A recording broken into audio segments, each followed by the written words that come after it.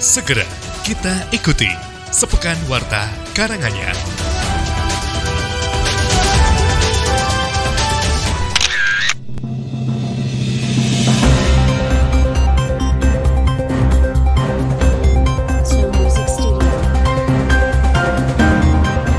Masa libur sekolah dimanfaatkan Satuan Tugas Satgas Makan Bergizi Gratis MBG Kabupaten Karanganyar untuk mengevaluasi pelaksanaan program sebelum kembali berjalan awal tahun ajaran baru 13 Juli 2026. Evaluasi dilakukan dari seluruh satuan pelayanan pemenuhan gizi SPPG, mulai dari kesiapan dapur, kualitas layanan hingga rantai pasok bahan pangan. Satuan Satgas MBG Kabupaten Karanganyar juga dari Wakil Bupati Karanganyar Ade Eliana mengatakan penghentian sementara operasional SPPG libur selama sekolah menjadi momentum untuk melakukan pembenahan. Menurut Ade, evaluasi dilakukan melalui inspeksi langsung ke seluruh dapur SPPG bersama koordinator wilayah dan Satgas juga mendatangi sejumlah dapur sejak dini hari dan memastikan proses produksi makanan berjalan sesuai dengan standar operasional. Hasil evaluasi menunjukkan sebagian besar SPPG telah memenuhi standar yang ditetapkan BGN. Namun juga ada sejumlah dapur perlu melakukan perbaikan, terutama terkait sanitasi, tata letak ruang produksi, serta kelengkapan persyaratan tenaga memasak. Ade menegaskan rekomendasi penghentian sementara operasional bagi dapur yang belum memenuhi standar bukan merupakan bentuk sanksi, melainkan langkah untuk menjaga kualitas dan keamanan makanan yang akan dikonsumsi para siswa. Selain itu, mengevaluasi kesiapan dapur, Satgas juga menilai dampak ekonomi program MBG terhadap masyarakat. Saat ini terhadap sekitar 100 SPPG yang beroperasi di Karanganyar dengan penyerapan tenaga kerja mencapai 5.000 orang. Menurut Ade, evaluasi difokuskan pada penggunaan bahan pangan lokal, setiap produk dan juga memiliki 15 pemasok yang berasal dari UMKM, pedagang pasar, kelompok tani, peternak, maupun juga koperasi di Karanganyar. Sempat dikira dari dugaan hilang, pemuda asal Karanganyar kabur dan menuju Yogyakarta. Teka-teki hilangnya Samuel Mikael Pakpahan, 16 tahun, remaja asal Desa Ngringo, Jaten, Kabupaten Karanganyar, sempat diduga juga nekat mengakhiri yang berlokasi di Bengawan Solo mengakhiri hidupnya, akhirnya terkuak. Korban yang dilaporkan hilang sejak Jumat 3 Juli 2026 ternyata sengaja merekayasa kondisinya dan melarikan diri ke Yogyakarta untuk mencari pekerjaan. Pelarian remaja putus sekolah ini berakhir setelah pihak kepolisian mendeteksi keberadaannya di wilayah kota Gudeg. Samuel akhirnya dijemput oleh ayah kandungnya di stasiun Tugu, Yogyakarta, Rabu 8 Juli 2026, dini hari sekitar pukul 3 waktu Indonesia Barat.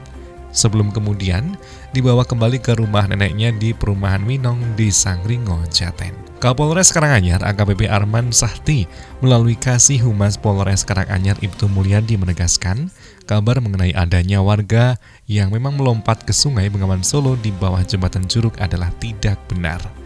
Melainkan, dari penyelidikan mendalam, unit Reskrim Polsek Jaten termasuk pengumpulan keterangan saksi-saksi dan memeriksa rekaman CCTV di sekitar lokasi kejadian diketahui bahwa yang bersangkutan Samuel tidak melompat ke sungai. Mulyadi menambahkan, di mana dari dugaan tersebut mencuat setelah teman korban Danis Bino Desanto 16 tahun melaporkan kejadian aneh pada Jumat 3 Juli dini hari sekitar pukul 1. Dan saat itu Samuel meminta Danis mengantarkannya ke bawah jembatan Curug dengan alasan ingin menemui seseorang. Krisis guru masih membayangi sekolah dasar SD negeri di Kabupaten Karanganyar. Disdikbud mencatat sedikitnya 300 guru masih dibutuhkan untuk menutup kekurangan tenaga pendidik di 441 SD negeri yang tersebar di 17 kecamatan. Kepala Disdikbud Karanganyar Hendro Prayitno mengatakan kekurangan guru dipicu tingginya angka pensiun.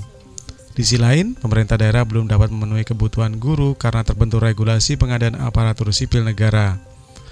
Menurut Hendro, setiap bulan rata-rata 25 hingga 30 guru memasuki masa pensiun.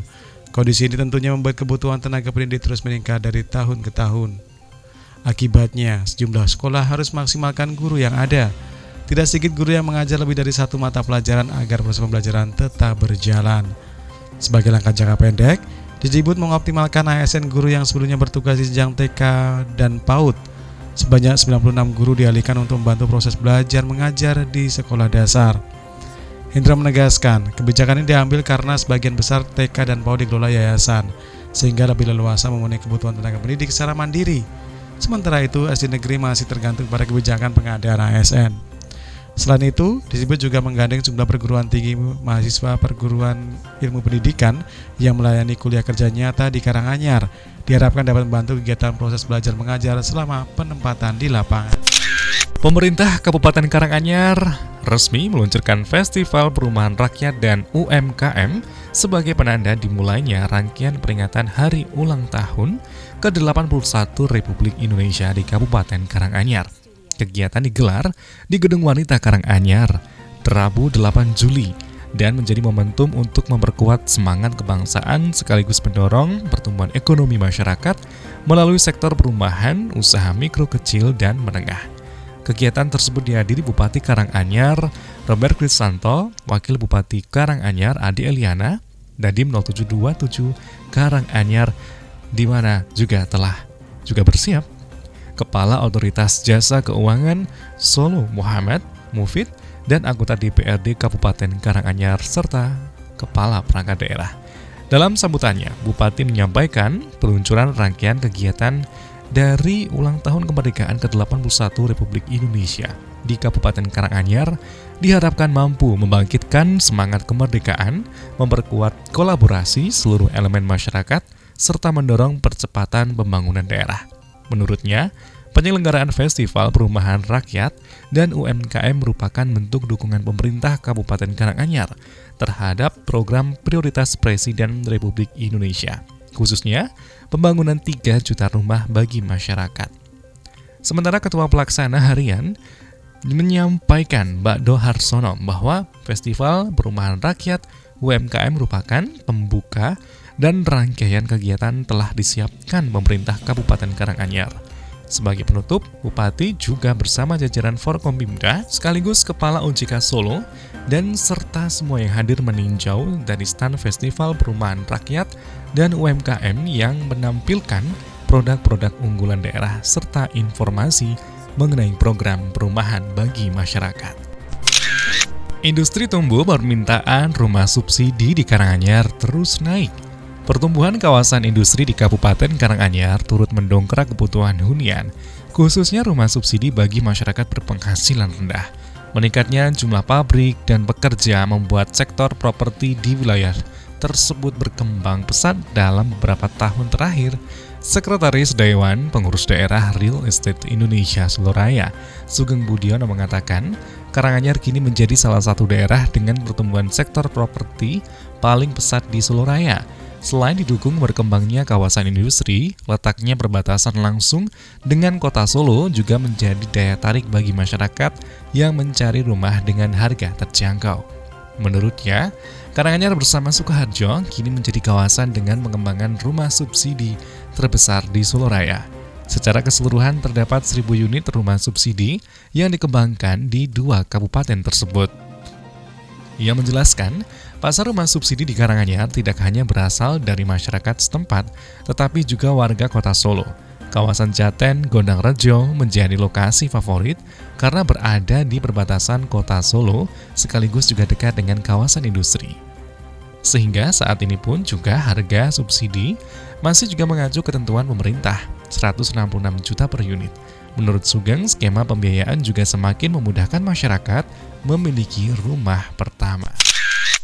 Pemerintah Kabupaten Karanganyar bersama Majelis Ulama Indonesia MUI Kabupaten Karanganyar memperkuat sinergi dalam menjaga kondusivitas daerah sekaligus mendorong pembangunan ekonomi berbasis keumatan.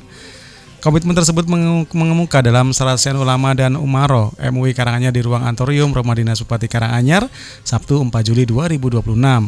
Kegiatan dihadiri Sekretaris Daerah Karanganyar Kurniadi Maulato yang mewakili Bupati Karanganyar Robert Krisanto, Ketua MUI Karanganyar Badarudin, jajaran Forkompinda, serta pengurus anggota MUI Kabupaten Karanganyar. Ketua MUI Kabupaten Karanganyar Badarudin mengapresiasi hubungan harmonis yang selama ini terjalin antara MUI dan pemerintah Kabupaten Karanganyar. Menurutnya, kolaborasi tersebut telah menghasilkan berbagai langkah strategis dalam menjaga ketentraman masyarakat. Sementara itu, Sekda Karanganyar Kurniadi Maulata menegaskan, pembangunan daerah tidak hanya mengandalkan pemerintah saja. Peran ulama dinilai sangat penting baik dalam memberikan edukasi kepada masyarakat, pembinaan umat maupun penguatan ekonomi syariah. Langkah tersebut dinilai mampu meningkatkan daya saing pelaku usaha sekaligus mendukung pertumbuhan ekonomi daerah. Semasa ASEAN dilanjutkan dengan sesi diskusi antara ulama dan unsur pemerintah daerah. Forum tersebut diharapkan semakin perkuat komunikasi dalam menyikapi berbagai tantangan pembangunan yang ada, sekaligus memperkuat persatuan dan kerukunan umat dan pembangunan daerah yang religius, aman, maju dan juga sejahtera.